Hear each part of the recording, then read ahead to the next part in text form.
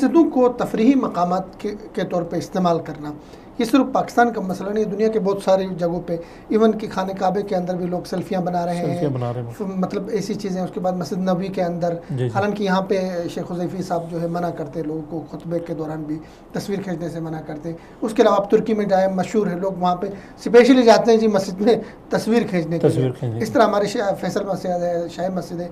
तो इस तरह के मकासद के लिए इस्तेमाल करना मस्जिद को, तफरीही मकासद के लिए इस्तेमाल करना, सेल्फीज़ के लिए इस्तेमाल करना, इसके बारे में क्या कहेंगे आप? ये तो इंतहाई गलत है।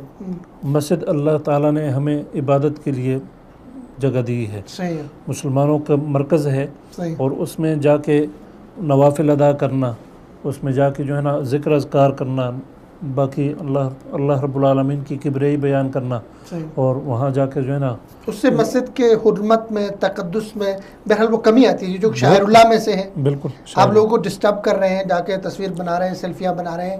अल्हम्दुलिल्लाह हम भी काफ़ी हद तक मना करते हैं, लेकिन लोग इस वक्त एक वबा की तरह फैल गई वबा, और ये बहुत बड़ा अलमिया है उम्मत मुस्लिमा का कि ये हमारे यहूदी उन्होंने जो है ना इस तरह की चीज़ें निकाल ली हैं कि जो हमारे घरों के अंदर तक, हमारे इबादत खानों में और हर जगह ये इंसान की जो है ना वो बिल्कुल ख़त्म कर दी है। खैर और शर बिल्कुल जो है ना उन्होंने ऐसे कर दिया है कि अगर, और ये नफ़रत भी नहीं है, आप मतलब अगर 10 बंदे खींच रहे हैं तो 11वां बंदा लाजमी उसको देख के खींचेगा कि जी ये 10 खींच रहे हैं तो मैं क्यों ना खींचूं। तो ये एक वबा बन गई है, एक बहुत बड़ी बीमारी है। इनसे अपने आप को भी कंट्रोल करना चाहिए, अपनी औलाद को भी कंट्रोल करना चाहिए। तो अल्लाह रब्बुल आलमीन हमें ये तौफीक दे कि हम इसको कंट्रोल कर सकें। अच्छा,